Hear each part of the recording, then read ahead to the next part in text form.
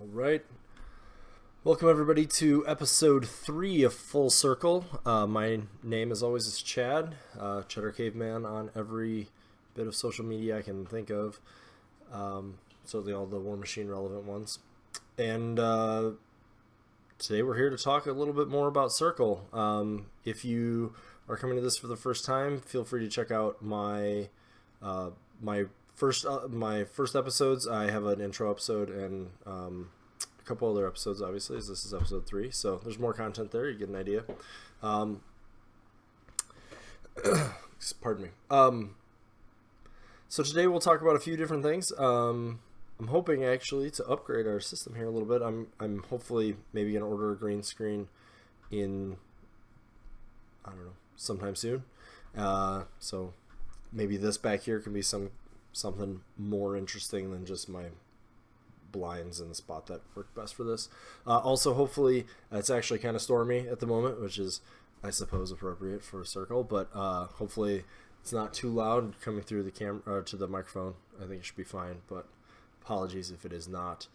I think we will probably just sort of give you an idea what we're going to talk about.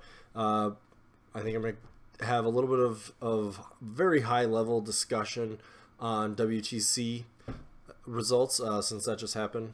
I'm going to go from there into some model stuff, and then there may be some other miscellaneous stuff thrown in. I may also start in the future. I don't know that I have anything specific for this episode, but I may start talking a little bit about what like lists I'm playing or like projects, if you will, play wise. Just to give you a sense of sort of like not only what I'm talking about, but sort of like some stuff I'm trying out just to see if anything comes of it. So right now I'm kind of building for War Machine Weekend. If you're not familiar, I definitely recommend researching. It's one of the most fun War Machine events I've ever been to or plan to go to. It's in the Midwest, so if you're at all close to the St. Louis area, I would say it's not a bad drive. It's pretty cost efficient to go there. The atmosphere's great, ton of games in, and if you like watching games, it's a great place too. There'll be painting classes, there'll be RPGs, there'll be other board game stuff. It's a great time. So that's kind of where I'm building toward the moment. Maybe I'll talk a little bit more about that in a future episode too. First, also, I wanted to make a quick clarification. In one of my previous episodes, I believe I mentioned a 21-inch threat from a mannequin that is put into place from a Sentry Stone. And I was probably a little bit off. It is close to 20 inches. Probably not quite 21, though, just due to the fact that the stone can only place 5, even though it has a command of 6, which means if you're not careful, you can walk that grunt out of formation, depending on where you're trying to line that up. So it's probably going to be more like 20 inches usually. But so just a quick heads up on that. Obviously, try it out. You can easily just grab a couple models and put it down on the table and sort of get an idea. It's a lot of space. It's still very good, but I didn't want to lead anybody to go to the game and be like, oh, this guy in this video said that it's 21 inches, and then, either I look like a fool or you do, or both of us. We don't need that. All right, so from there, I just want to get that out there. Let's go ahead and talk a little bit about WTC. So I don't have any like interesting graphics or anything to put over here for you. There's been a few statistics come out. I watched a few of the stream games. Wasn't a ton of Circle being streamed on what I was watching. Unfortunately, have not yet watched the 1 hour, 59 minutes, and 15-second game that Tom Guan played against, I forget who, apologies, in the Wormwood versus Wormwood mirror match. So, but let's talk about the results real quick. And I don't have the thread pulled up, but I went through and looked at the statistics of Circle at the WTC, and Circle did quite well. There were only a handful of casters that were played. Most of them had advantageous days. So Wormwood was played almost 100 times, maybe 100 times, I forget. A lot of games were played with Wormwood. He ended up basically dead even at a 50-50 win rate. So we'll come back to talk a little bit more about that. The other casters that saw some table time: Chromac 2, Balder 2, Tanith, Kaya 2. There were some lesser played ones like Balder 1, Grail, and Kruger 1. The Grail player didn't seem to do terribly well. I will talk about Grail in a future episode. I wouldn't read too much into that. I think it was one player. I don't remember what the list looked like. I actually think Grail is very interesting and compelling in Mark III, so hopefully we can do an episode on that very soon, because I'm pretty excited actually to play more of him and see sort of where the Wolfsworn theme in the future and like what and more releases for that theme, or that not theme but for that sub theme of Circle are released. The Kruger 1 player I think was about 50-50. Interesting though, I think there's more to Kruger 1 than a lot of us have talked about. We'll certainly talk about him in a future episode as well. I've played I think one game with him as well, and I need to rethink how to play him. I think, or just give him more table time. So I don't want to speak too much about him just yet. Definitely interesting. Balder 1 did very well. I think he only lost, or I don't think he lost any games. I think he was played 4 times and won all of his games. We'll definitely be going and talking more about Balder 1. Very compelling. Good results, obviously. I don't know. I would imagine nobody was really testing against Balder 1. Definitely a couple players brought him. Of note, I would say the only player whose name I recognize, and that doesn't really mean anything, was Brett Wilkie from the UK, was playing Balder 1, Balder 2 pair, which I thought was very interesting. I liked what I saw there. I think his Balder 1 list was Woldwrath, 2 Scarsfell Griffins, Druids with the attachment, Blood Trackers with Nuala, 2 Blackclad, Wayfarers, 2 Blackclad Stone Shapers, Sentry Stone of Mannequins ×2, and a unit of Shifting Stones. And I may be missing a solo in there because I'm pulling this from memory. Very interesting list. I like it a lot. The Woldwrath is a terrific anchor in that list. The Druids synergize with the Woldwrath extremely well. I played a game with Balder 1 with a somewhat similar list. I didn't have the same piece load up, but I did have a Woldwrath. I did have Druids. I had Wolf Riders instead of Blood Trackers. But the Druids definitely... I need to play it a few more times to get a better feel for it, but the apparition on the Druids, being able to get the additional die from Woldwrath, definitely some good stuff there.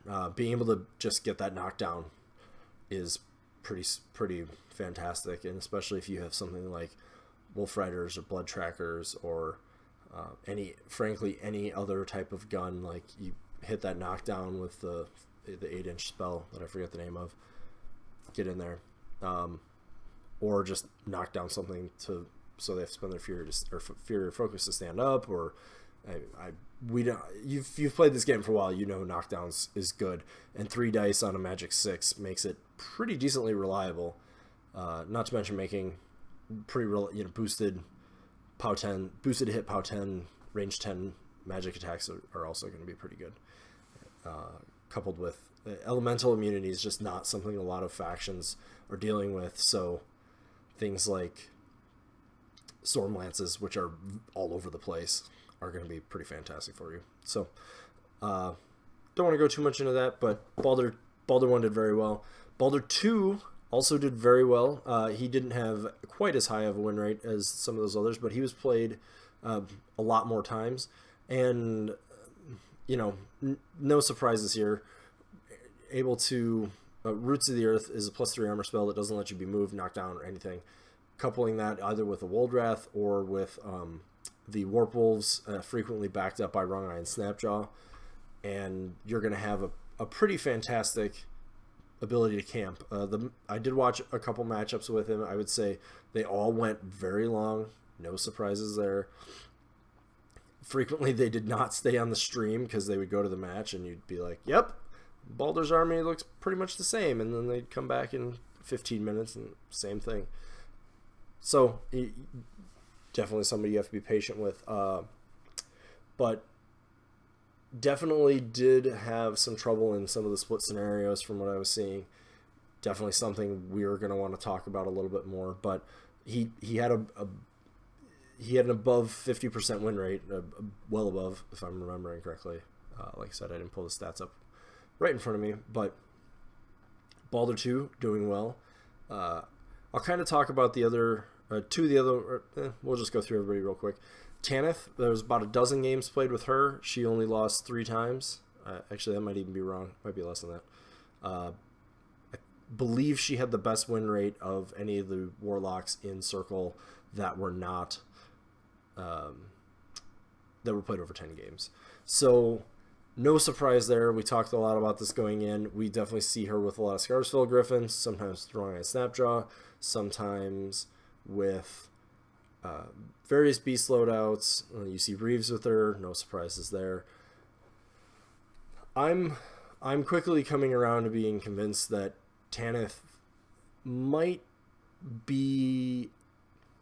This is a stupid comparison to a degree, but she might be Circle's Denegra 1, where she's not as flat-out powerful as Denegra 1, but she allows... I think you can almost play any type of list with her, and you're going to find success. She has the only thing she doesn't bring is a speed buff. She doesn't do anything to speed up her army.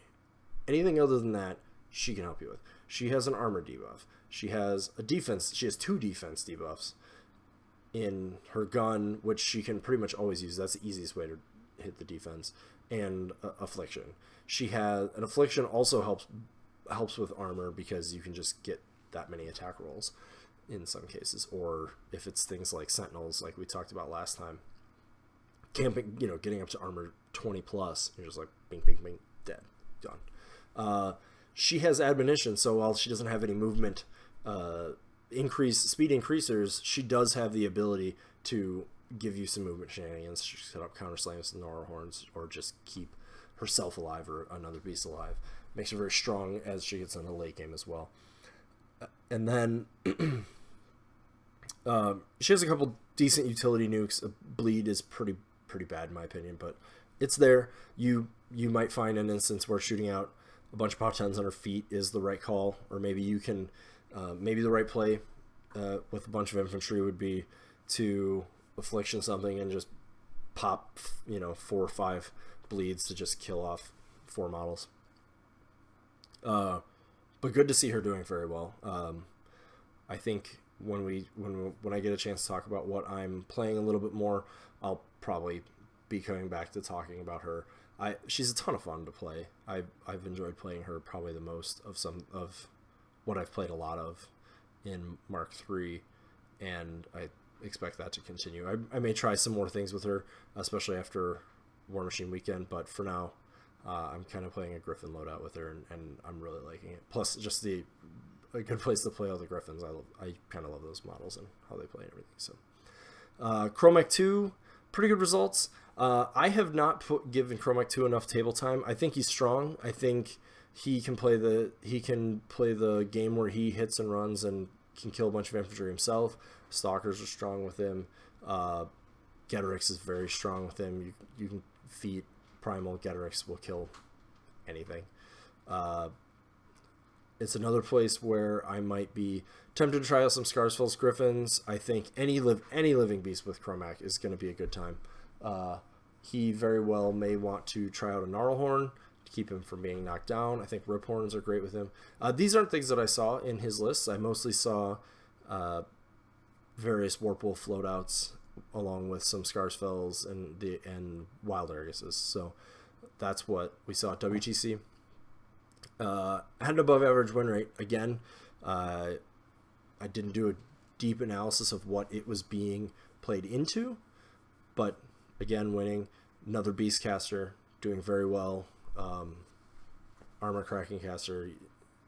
And again, Chromac 2 kind of has a tool for every job, right? He's Carnage to help you hit. He's got a feat to help you do damage. We still have Primal on top of both of those, and he's bringing Beasts, so that's not a big deal. And it's just a good time. So we have that. Kaya 2 also did very well.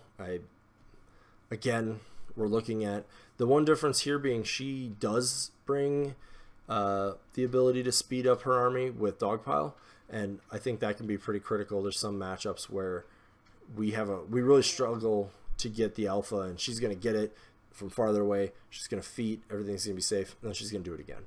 So that's a extremely potent tool for us to have in our arsenal. Again, she did pretty well. I don't remember the exact numbers, but all of the casters I saw from Circle did pretty well, which I think speaks pretty strongly for the faction altogether, right? So we obviously knew people were going to be playing Wormwood, but when they weren't dropping Wormwood or they weren't able to, we were still able to get wins using some of our lesser discussed warlocks, and that to me is going to be key, because I think, you know, whether or not we can rely on Wormwood forever, either because they may Privateer Press may make some changes to him, which we may talk about in a moment, and frankly, people are going to only continue to figure out ways to play around Wormwood if he becomes that popular. So definitely important that we do that. But with that, Wormwood, what we're gonna do in just a moment is we're going to talk more about Wormwood. I'm going to take a quick 1 to 2 minute break, be right back, and we're going to talk about Wormwood.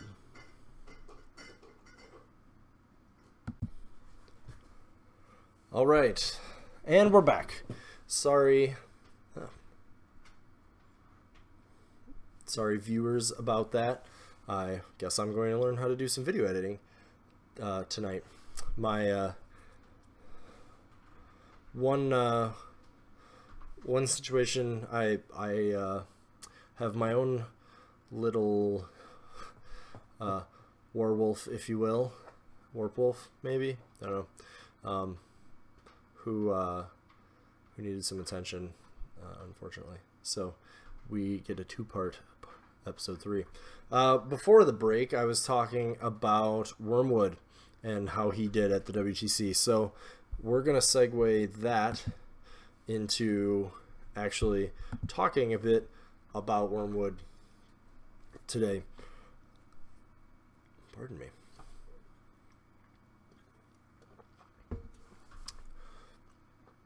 And the biggest thing is, if you haven't heard much about this guy, I'd be pretty surprised, or perhaps you're a little bit newer to the game, which is fine. But he had a 50% win rate at the WTC, and I would suggest that every team and player was already concerned with having to play in Wormwood, and people were trying to pair against him, people were trying to, favorably pair up against him team-wise, people were trying to attack him in their lists or in one of their lists, and he still had a 50% win rate. Contrary to casters like, say, a lot of Khador, which did not do as well. I think a lot of people did tech for Khador. Madrak 2, again, I think people played that match, had a game plan, and it showed. Though I still think that Madrak 2 probably needs some another set of eyes from Privateer, but that's a different discussion for probably a different podcast. But Wormwood still had a 50% win rate. So let's talk about what Wormwood does. So Wormwood, the tree,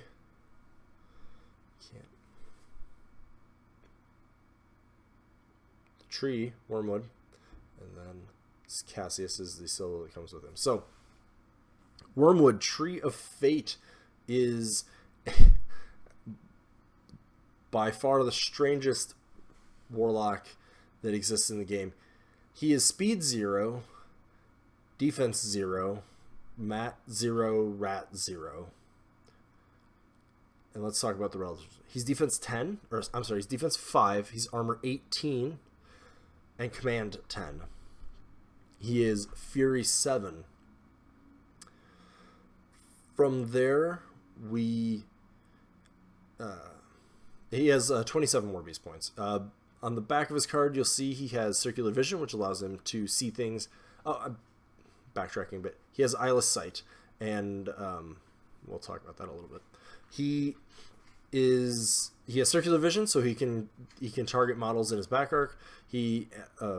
Sorry, that's a different ability. He has an ability that lets him target models in his back arc. Circular Vision means he can't suffer from a backstrike. He's immobile, which means he can't be pushed, thrown, slammed, or knocked down, and he is automatically hit by melee attacks. So just like Sentry Stone, Shifting Stones, etc. He has Cull Soul,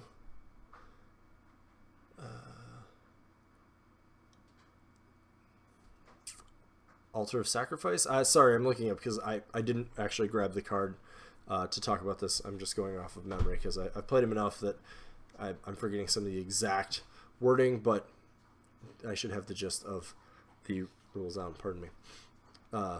So basically, within his command of 10, if a living model dies, he can get its soul, get a soul token for it, up to 3. He also has Ghost Shield, so for each soul he has, he will get +1 armor. And then during the next control phase, those souls will turn into Fury. So that will go above his total Fury. So he can go up. He's still a Fury 7 for his stat, but he can have 10 Fury on any given turn.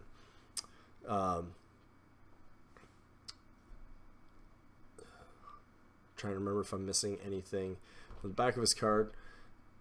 His spell list is Stranglehold, cost 2, range 10, power 11, damage spell. If a model is damaged by it, it must forfeit movement or action the next turn. We'll kind of talk about the spell list and with everything, but suffice to say, every spell on this list is relevant and strong. He has Curse of Shadows, target range 8, Fury 3 is an upkeep.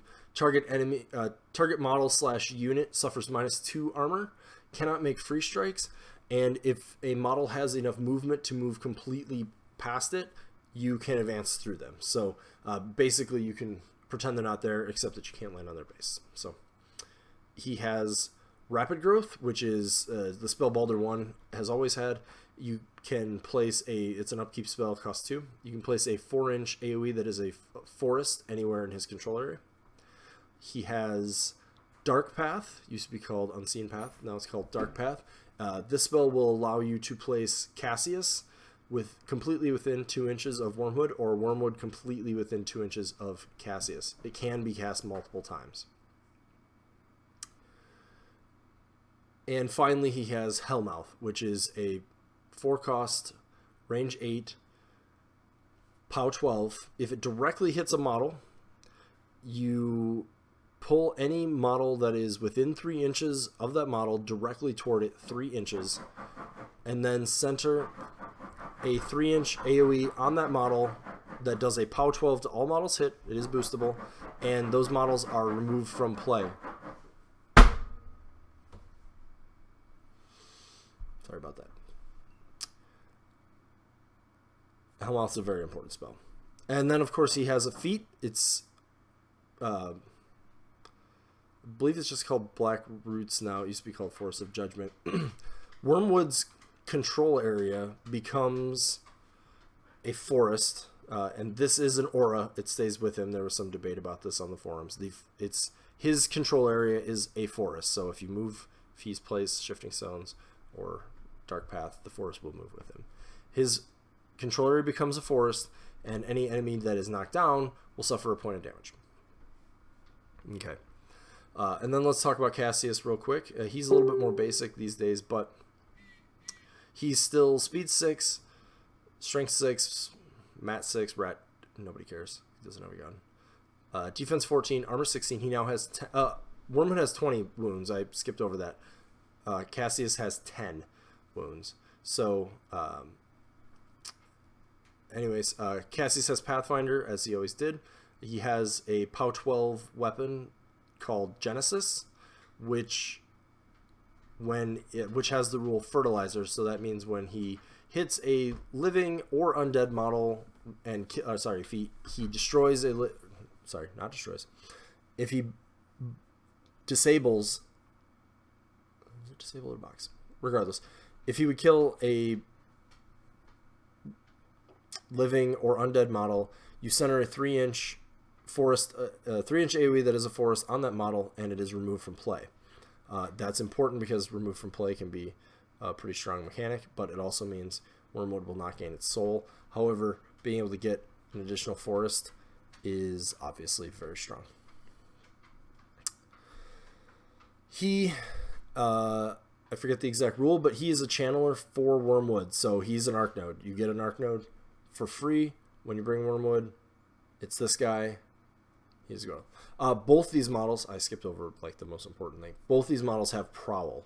So if they're in an AoE that provides concealment, or if they're within terrain that provides concealment, they have stealth.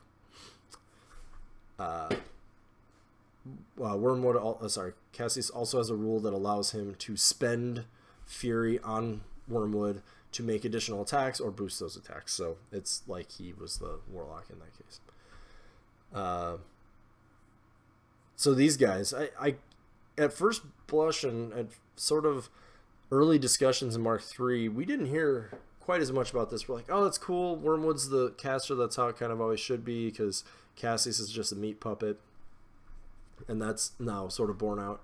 And then we started looking, and we're like, well, his feet got better. It's bigger now. It used to be 10 inches. Now it's 14 from Wormwood. That's a gigantic increase. I think the feet was still strong before, but obviously it's much easier to apply now, and it's still strong. His spell list didn't change much. He used to not have rapid growth. Now he does. Obviously, having another spell is good, and it's a good spell. He went from Fury 6 to 7, but he used to be able to get 5 souls. Now he can only get 3. So I think this is actually a net improvement. So he could have 11 Fury back in Mark II, and once in a while that mattered. But not at the so being Fury 7, just that stat being 7 is so much better that I think it smooths out the game for him. It makes him not need souls as desperately as he used to. He only can get 3. They smoothed out kind of like when he can get them and use them as well. I like that change. But really the biggest thing that has changed with the game is twofold, and the first one's the big one, forests. So in Mark II, a lot of stuff ignored forest. If you had Hunter, you could ignore forest, and there were spells that could give you Hunter, which would let you ignore forest. If you had Eyeless Sight, so all of Legion, you ignored forests.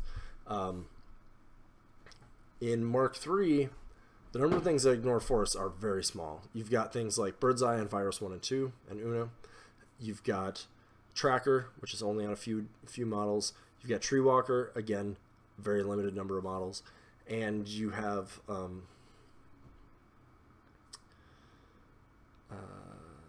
few feats. So you have Severius 2's feat. You have, not feat, but spell awareness. You have a Rusk 2's feat, lets them ignore the forest, and they get Pathfinder. So with all of those changes now, blocking line of sight with this caster, you can couple it with Fertilizer being able to kill friendly models even on Cassius, with rapid growth, with his feet, and with the Sentry Stones, which we've already talked about, and you have an extremely, extremely potent line of sight denial ability. If you played Bradigus in Mark II at all with his Steam Force, this is the sort of thing that his Steam Force could do, where some games what you want to do is not even pay any attention to what your opponent's doing. You want to walk up, turn one, you want to put that forest wall up, and you want to make them try to figure out how to come through it. And then you want to do that again the next turn, and again the next turn, again the next turn. In one of these turns, you're going to feat, so that you don't have to use your own models and a spell to set that up. But basically, Every list plays a little bit differently, but you want to use these things to basically buy you an attrition advantage, or to buy you time to get to a gun line, to dismantle it as you can. Going along with that, you can use the tool Stranglehold, the tool that is Stranglehold, to help you along that way. So it's only POW 11, which means you're probably boosting damage at the very least most of the time, because you need to damage for the ability to take effect. But you can stop. You can force anything to forfeit movement or action. A Colossal, their caster, their important solo, their heavy war beast, etc. That spell alone is a perfectly valid reason to bring a Geomancer. Generally recommend Megalith, because he's going to hit a little harder for you later on, and brings us another suite of strong abilities. But most importantly, he lets you get another Stranglehold. You lock one more Jack down, or beast, or large important target that you can't kill that turn. Super, super strong. It was strong in Mark II also, but in Mark II we definitely saw a lot more infantry, and so that Stranglehold was not his most important spell in Mark II, but it might almost be his most important in Mark III. If we start seeing the game change a little bit, that could skew, but fortunately he's got a plan for that too. Pardon me. Curse of Shadows. This one I don't really have to do a ton of explaining, but it's an armor debuff, right? We can change model unit -2 armor. That's big. Circle does not have a ton of armor debuffs, and I think you're seeing most of the casters right are armor debuffs or strength damage buffs on our side. Most of what's doing well right now has one of those, and I think there's a reason for that. There's just a lot of warjacks and heavy targets and high armor in the game. And a lot of hitboxes in some cases. So it becomes very important for that fact. Can't Geomancy it anymore, which is a little bit of a loss. But again, we have more Fury. We have other ways to protect Wormwood. I think it's probably okay. The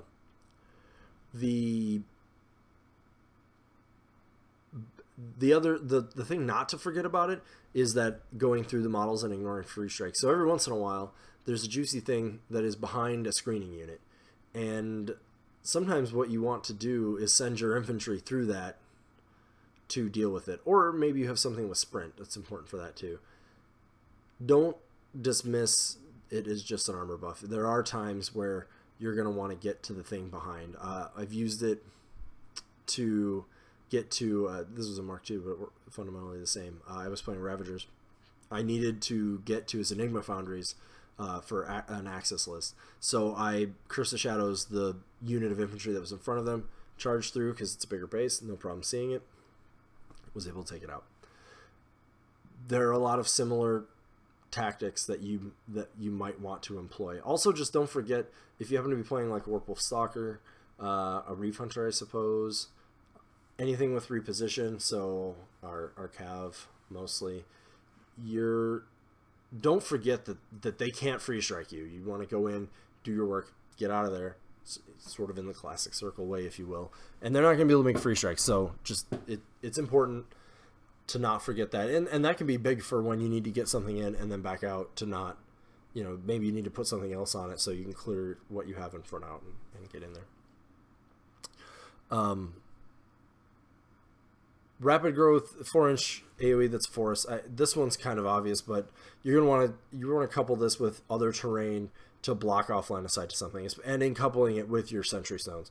So, and that's sort of the primary use. You want to use it to keep your army safe. You can also use it to put concealment on something or trigger prowl. We have several things with prowl. Obviously, anything can have concealment. Anything smaller than a huge base. The other thing, though, remember, it's rough terrain, and that's going to be enough to slow down something. So, like Protector of Menoth, for example, has very little Pathfinder for their jacks. Same for Khador. Same for Signar. Sometimes your best play is going to be just dropping that forest right on or right in front of their most important jack and saying, okay, you can't see anything, you can't see past this, and you're going to have to run through it to do anything. Good luck. Definitely don't forget you can do that. Strong spell. definitely use it when you can, because there's no attack roll with it. So if hampering them with that spell is going to work, I would do it. You're rarely going to upkeep it, but if you can, that's great. Definitely think ahead to see where it's most important. Don't try to save a Fury, just upkeep it. Probably worth recasting if you need that. The feat we'll just touch on, and then I'll come back to one more spell. The feat, obviously you want to use this to protect as much of your army as possible, and while hampering as much of theirs as possible. If you do it right, they should be able to see basically none of your army, or very little of it. They should, if they don't have Pathfinder, they'll barely be able to get into the forest. And they probably don't have any way to see into it. So you should be able to use the feat to buy yourself some scenario time and some time to get a strong alpha or a second strike, possibly, if you were able to get a strong first alpha and get back. Strong feat. Things to keep in mind. It does stop line of sight, does not stop tramples. Huge bases all have Pathfinder, unless you use Linus Arisal to, and this is a clutch use of her in some cases, to remove Pathfinder from those models and she has Prowl, so you can place her in the forest, get them within 9 inches of Winter Storm. You might actually be able to stop somebody from being able to get there, but don't forget tramples. I've definitely read multiple reports of a Colossal trampling in it's 7 or 8 inches and then having 2 inches on Wormwood. Just, you should be able to measure it. Make sure that you're not going to lose Wormwood to something like that. Also, just check to see what things they have that have Pathfinder, and what they can do when they get to you. Again, trampling or possibly just getting within 3 inches of you to shoot. If either of those things can happen, play it carefully. If they have Mage Sight, so Siege and Zaltu and Grimtu, I think that's it. If they have Mage Sight, don't be afraid to feat necessarily, but do it smartly. If you're gonna feat, realize and you can measure. Realize if they can put that on you and camp appropriately. You have 20 boxes. If you're smart, you can be armor 21. If you have Getorix, you can be armor 23, which is definitely recommended in some cases. And you've got transfers. So don't be afraid to go into playing into those casters. In my opinion, Mage Sight sort of makes you feel like, oh well, they're just going to assassinate me. Probably not going to. Then it's going to make you feel like, oh, well, they're just going to kill my beasts. Maybe you're talking about defense 16 Warp Wolves. Spread them out so they're not going to get more than one at a time. Definitely don't put them in a position where they can Mage Sight and get 2 or 3 or more beasts or important targets. Careful with where you put Cassius as well. And then the spell we didn't talk about, Hellmouth. This spell is a massive movement buff in disguise. So from reading it, the first thing you think is like, oh wow, I'm going to be able to kill a lot of infantry with this in a roost play. That's amazing. It costs 4, it's a little expensive, so I need to get a bunch of infantry. And you can and you will. And definitely, and this was his spell that was bread and butter in Mark II, I'd say, because there's so many more infantry models. And it's a great spell. It's a great spell for dealing with infantry. It's a great spell to assist your army in dealing with infantry. If anybody clumps anything up that is armor really 17 or below, I would say, you're going to be able to do pretty good work just with this spell. That said, it's certainly not the only use you should keep in mind with it. And the big use you should remember is it also pulls a model through. It's a pushes a model 3 inches toward the model you hit. That means, and you can cast 2 of them theoretically in a turn. So what that means is you can do things like place one of your heavy war beasts with, say, shifting stones, or maybe it's just where it is and it's going to charge, and use, say, a mannequin or a shifting stone or some other expendable infantry model. Put that 3 inches in front of your war beast, hit it, pull your war beast 3 inches. You just extended its threat range by 3 inches. Again, you can do that on the other side. Put the model within 3 inches of their heavy of a jack or the warlock or whatever it is you need. Pull them in 3 inches closer to that model. Yeah, there's a POW 12 for whatever beast you're pulling in. Probably isn't going to matter. Make sure you keep a Fury just in case. Like something like a Feral Warpwolf is only armor 16 until it works for armor. And if it's a little bit beat up, you might take out a system. So make sure you can heal that system again. It's going to be pretty critical. I'm guessing for any of these type of plays. You can do both. You can set up what is effectively a 6-inch, actually a little more than 6-inch gap close between you and another target, like their caster. You can get some pretty long-range assassinations with this. So think Getorix real quick. You can place him completely within 8 inches using shifting stones. You run a mannequin or some other infantry 3 inches in front of him that is also 3 inches in front of their caster. Pull in both sides. Now you've got Getorix on their caster. Hopefully you remember to primal, or you're in range to primal, so it should be.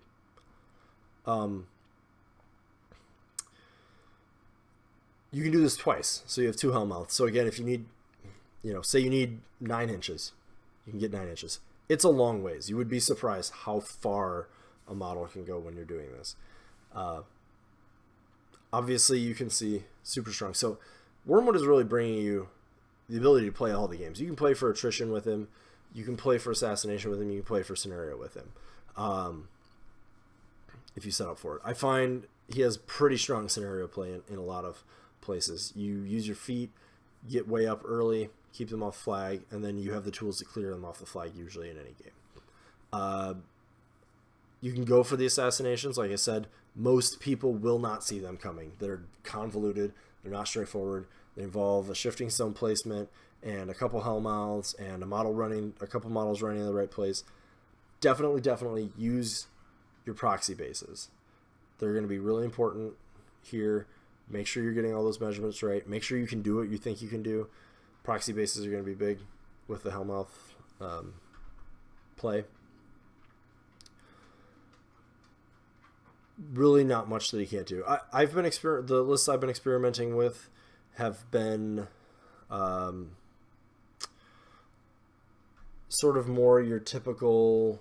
I've had up to 4 heavies. Right now I'm on 3 heavies and 1 unit, like 1 big unit of infantry, and then sentry stones, shifting stones. I'm trying out Hutchuck right now, who I think I like quite a bit. Gives me the option to ambush when I might need to do that, or when I need to bring something from off the table, and also brings rust, which helps even more against those pesky high armor warjacks, as well as having a knockdown attack. I mean, just throws directly hit something with that, and you're knocked down, which can be pretty helpful. I'll have to double check his card, and we'll talk about Hutchuck sometime, hopefully. But I think you can even hit. I think you have to hit an enemy model for it, but I'm not positive. So take a look at his card if you're trying him and see if you can hit. You may have a random moment where you can hit your own shifting stone and get everything knocked down. Seems like they shouldn't let us do that, but I'll have to look myself. I've got Lanissa in there. Everybody's got Lanissa these days. Hunter's Mark's very, very strong. Winterstorm's actually relevant with Wormwood as well because of the forests and stuff, so don't forget about it. A range 10 POW 12 Magic 7 attack is nothing to sneeze at either, but she's there for Hunter's Mark, and occasionally be a solo that needs to run to a thing. But the more I think about him, and at WTC we definitely saw a bunch of different types of lists.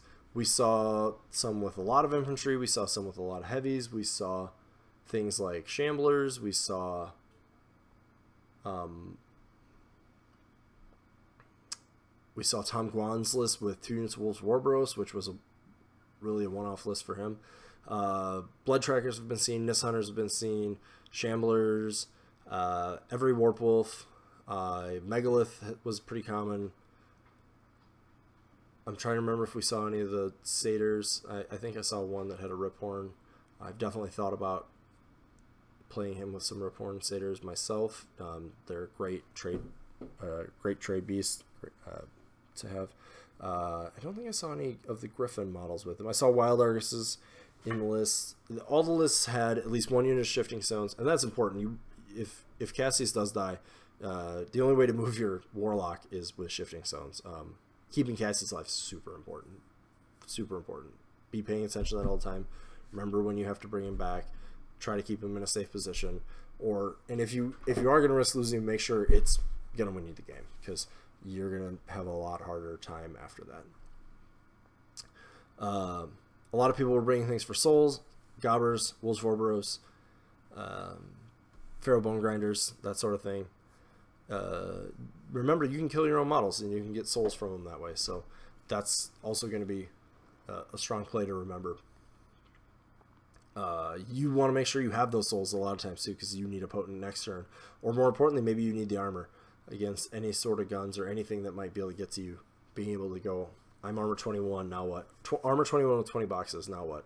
Is going to be big, and transfers. So Wormwood, super strong. The more I've been thinking about him, and right now I'm liking my list with mine has blood trackers. I'm actually thinking about trying Nis Hunters out just to see kind of what's up there. I'm thinking about I've definitely thought about changing my beast loadout a bunch. I've thought about Pharaoh Slaughterhousers, which were pretty strong with him before. They bring more move from play, more ignoring tough. They got more accurate. They still hit just as hard, and he helps them hit even harder. They're a little slow, speed 5 compared to a lot of other options. I've tried a little bit. I've tried our Cav. I liked that too. I think they're a little underrated. We'll definitely talk about them in more length at some point. Speed 9 is no joke. They threaten 13 inches in melee and have reposition 5. Even if we're only talking about being POW 9 Weapon Masters, it's still Weapon Master attack. Chris Shadow's up to 11. You could rust up to 13 if you need in some matchups. And they have Assault. So you're actually going to get a lot more work done with them than you think you are. And it's worth thinking about. I have not played them as much because I felt like they didn't want to stay in his feet when I was playing them. I may give them another go, though. See. And I had 2 min units when I tried it out, but it might be better with bigger units. I played some F8 Scouts with them. Performed well. They also performed well. Definitely models I want to talk about more and give more table time. I kind of want to give more table time to everything, but unfortunately there's only so much time. Alton Ashley's seen with them sometimes. We'll talk about him separately. I've seen Ravagers with him. Some people claim to have liked them. I do like them. Tree Walker is strong with his feet and with what he has. 13-15 tough with the option of no knockdown if you bring the solo. Strong. Overtake's good. He has mini feet overtake now. And Vengeance gives them some potential, pardon me, potential threat extension as well. Only being POW 13 with no Brutal Charge anymore has kind of turned me off to them for now. I feel like they're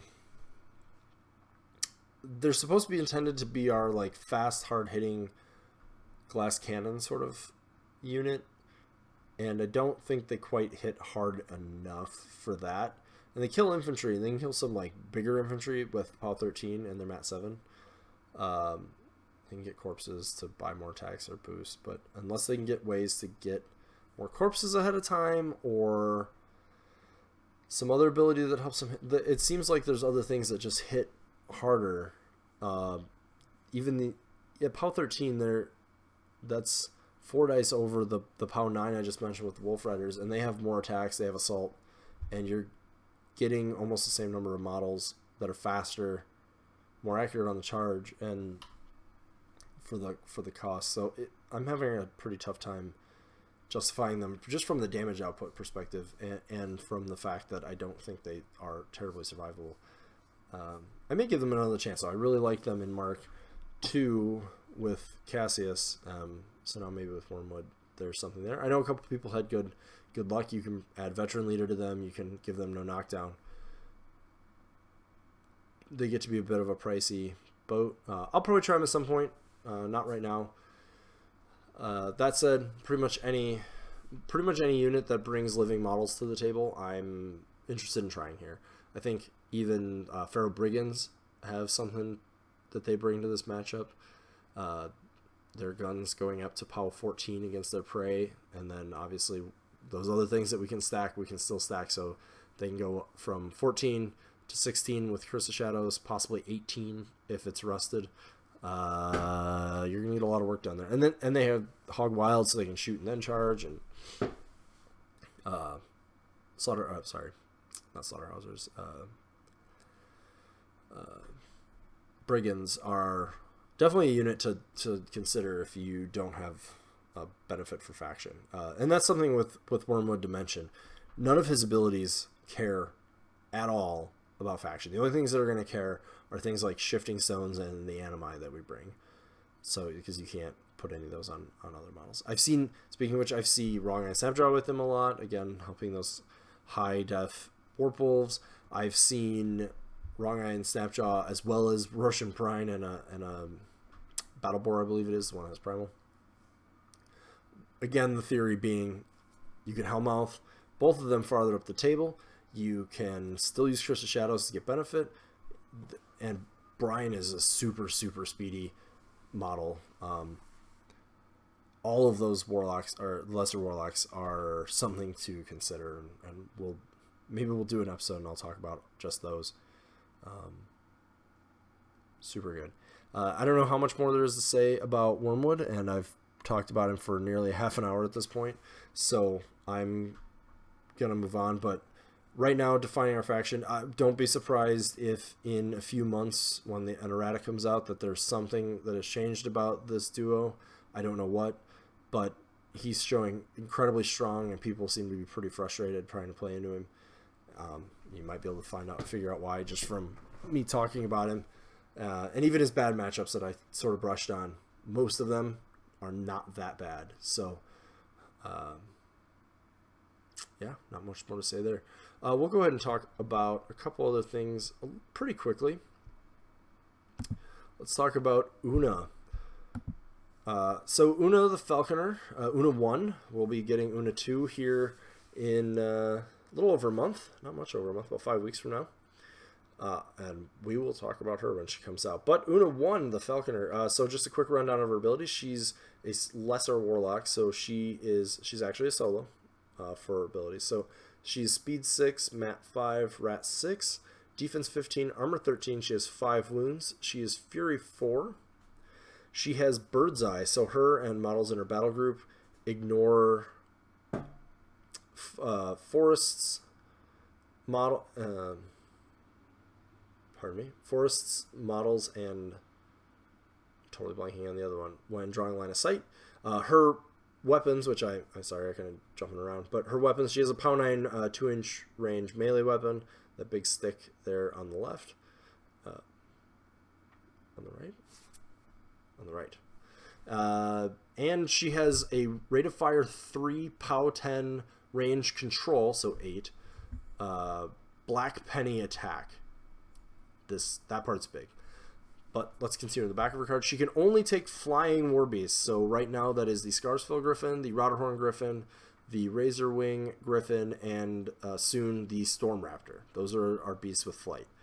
Maybe we'll get more, maybe we won't, I don't know. That's what she can take. A lot of speculation that Una 2 will also only be able to take those. Kind of excited to see if that's the case, how they kind of balance her, but because I think that'd make her unique. I kind of like that idea. Some other people hate it, but I like seeing limitations that sort of change up how you think about building something. Anyways, on the back of her card, she has that. She can only take flying war beasts. She has 2 spells. She has Dogpile, range 12, cost 2. Target model war beasts in her battle group can charge that model for free. Ignoring line of sight, they get Pathfinder on that charge, which is sort of redundant. All of her beasts have flight. And I might be forgetting anything there. Ignores line of sight, gives them Pathfinder, charges free, and plus 2 inches. There we go. So that's a very strong spell, as you can imagine. Anything, Scarsfell, all the Griffins are speed 7, and now you're talking about effectively being able to go up to 9. charge 12, another half inch of reach, unless we're talking about Storm Raptor, which probably not going to go on her, but and ignoring a lot of things. And the free charge is even just the most critical part a lot of the time, as that's going to change your damage math by, 3 to 4 damage. Or give you one more boost. And then our other spell is now called Guardian Beast. It used to be called Watcher. It goes on her. Costs 3. It's an upkeep. And anytime once per turn, when an enemy model ends within 6 inches of Una, one of the models in her battle group may make a full advance, followed by a ranged or melee attack that is fully boosted. So boosted attack, boosted damage. Can only move once. Has to be toward the model, and the spell doesn't expire. So before, Watcher would let you move a bunch, but if you attacked, it was done. No more. Move once, attack once, per turn, upkeep it, it stays. We're good. So,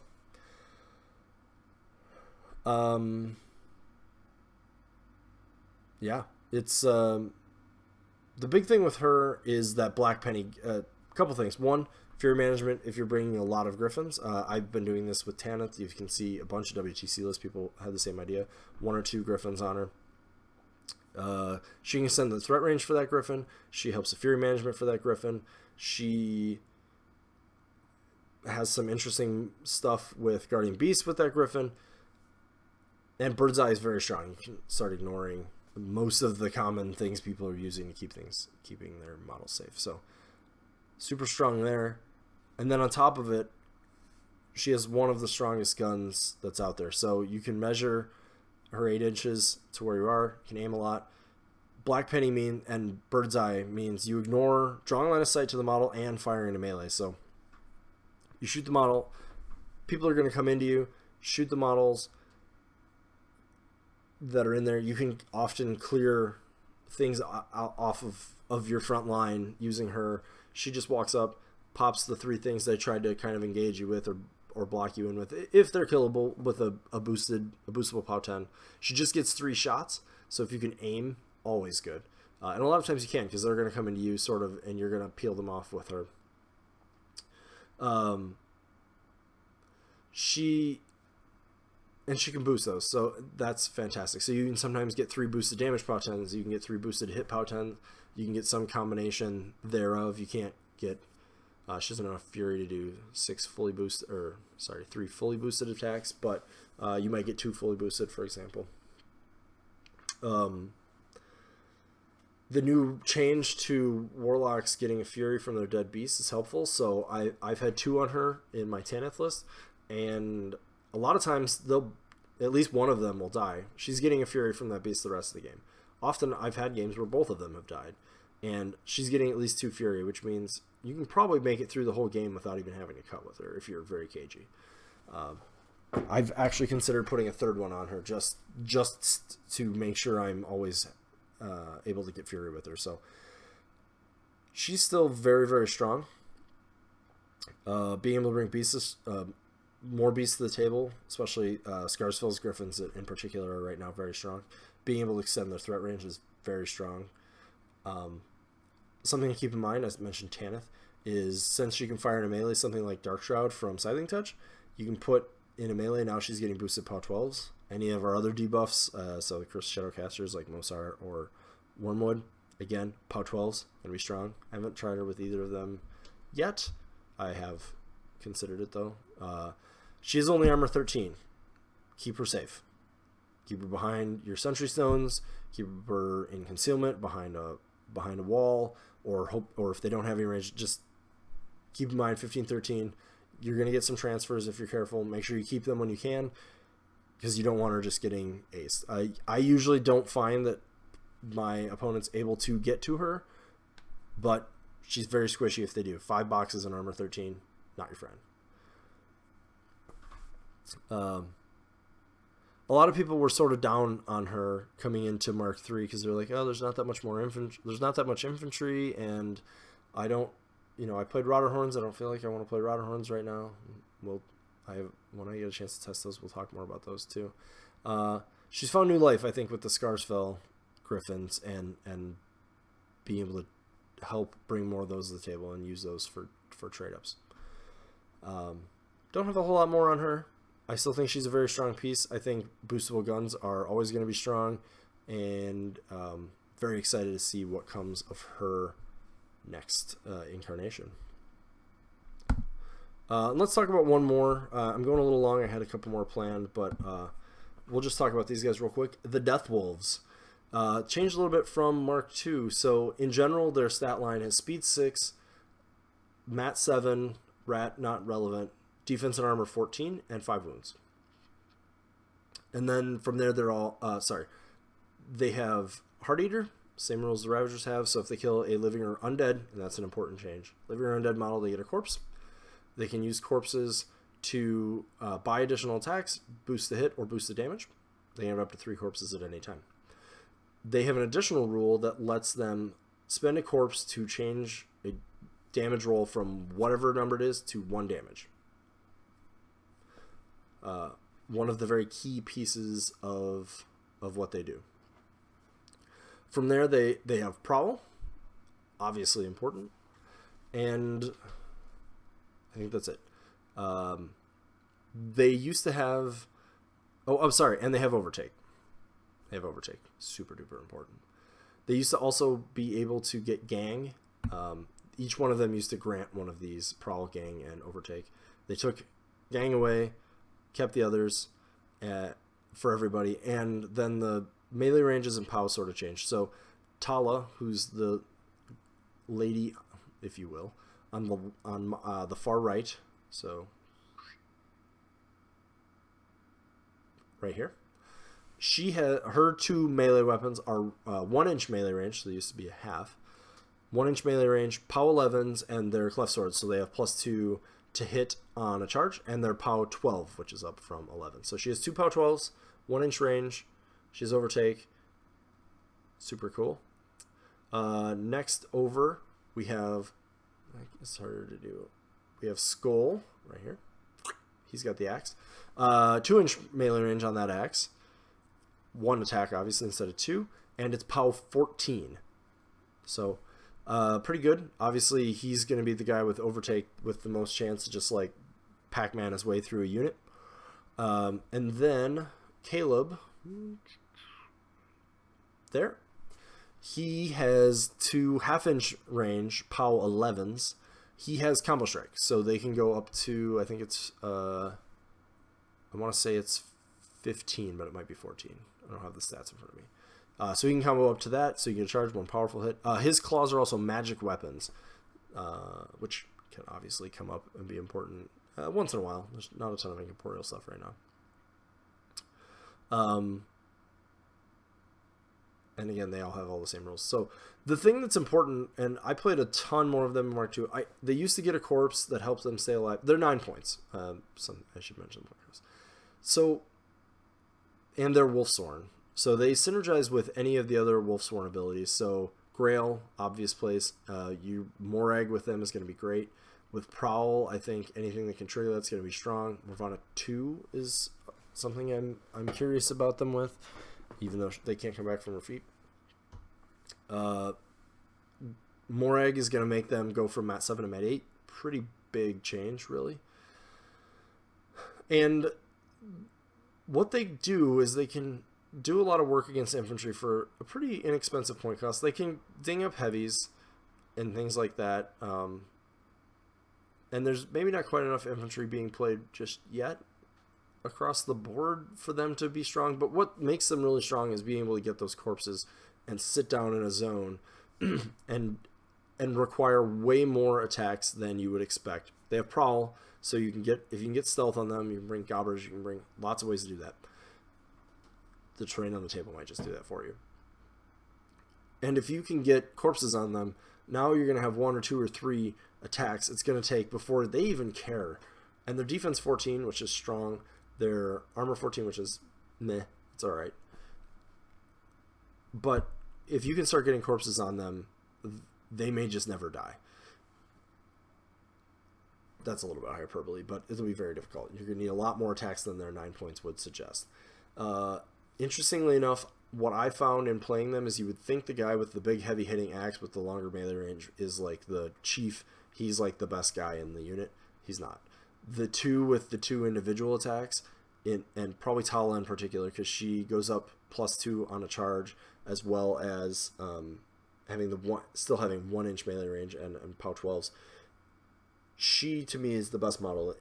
She's the strongest model in this unit, and the reason being that she has the best ability to get those corpses. You go in there, you're overtaking, you're going to get 2 attacks. So, A, if she does flub a dice roll, she can recover from it better. The guy with the axe is going to have a hard time doing that. But B, she can go into 2 guys, get 2 corpses just before she's even buying attacks. And that means that's 2 attacks she can ignore the next turn potentially. Same logic applies to Caleb, but he's just not quite as good at it because his attacks don't go as far and they don't hit as hard. I found that Tala is definitely the strongest model of this grouping. In general. In specific, I haven't played him a ton. I played him with Grail. I've actually taken him out of my bag for now, just because in this picture her sword is fine, but I've been having some trouble with it in my bag because they sort of, let me see if I can do this. They sort of do this thing where one sword is up and the other one points like out like this, so it doesn't really matter how I put them in my bag. It seems one of these really tiny little swords is bumping into the foam, so be wary of that if you like your models, and I do. As you can see, they're painted beautifully. I think they still have a place. I think that they're probably not super necessary right now, as we don't have a ton of infantry. I'm not seeing Morvana 2 on the table, which is a place I think that they will be strong with Fog of War. I haven't played a ton of Grail yet. I have played them with Grail. I've liked them there. His feet should be strong for them. I haven't actually needed to use his feet yet. We'll talk about that more later. I do think for them to shine, though, that you need your opponent to have some amount of infantry. And now that they get corpses from undead, that's strong. But they're still going to need a little bit. There's still less matches with infantry. And I think that we're sort of going to see that get to a place where it levels off again. And when that happens, I think they'll be very strong. Right now, a little bit tougher to need them in a list. Because they're not just going to flat out do damage to a jack. I mean, charging POW 12 followed by a non-charging POW 12 and a POW 14 or 15 from Caleb and another 14 from Skull in the middle. It'll hurt, but for 9 points, there's things that'll hurt more that are easier to buff. So altogether, I like them. I think they're good. I think anything with the Wolfsworn theme is really, really going to be strong for them. Grail's Tactician and Morag's +1 to hit are from Veteran Leader are already very strong. I suppose Werewolves with them are pretty interesting to think about too, as they will now trigger Sikkim. So not what they were in Mark II. A lot of people didn't really get a chance to even try them in Mark II. I love them a lot there. I still love the models. I think they're really strong. Yeah, and that's about it. So I did not get, double checking, any questions, but I do want to thank everybody for tuning in. I'm going to try maybe to stick to a little bit of the schedule on Wednesdays, but we'll see.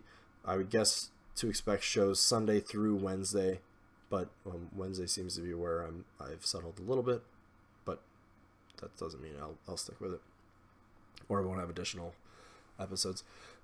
Next time we'll probably talk a bit more. I'll try to sort of talk about what I'm playing or what I'm thinking about playing a little bit more. We'll talk about a few more models and units. If there's any events that come up or any announcements of anything, we'll obviously talk about that. I'm not really expecting much in the way of that. We should probably get the January release information in probably not by next episode, maybe, but probably within 2 weeks. Usually we start seeing the stuff going to the distributors about that far out, so that could be pretty interesting. Circle's got a pretty heavy December for Circle Christmas, so I don't know that I expect a lot there, but if we get anything, we will talk about it. Could be minion releases that are relevant too, I suppose. And real quick before I go, I do want to point out my sponsor, Griffin's Roost Painting. So Griffin's Roost paints some amazing models. The Death Wolves that I have here, and I'm going to actually go to the blank screen now. The Death Wolves that you saw there, all the models you saw actually are painted by Griffin's Roost Painting.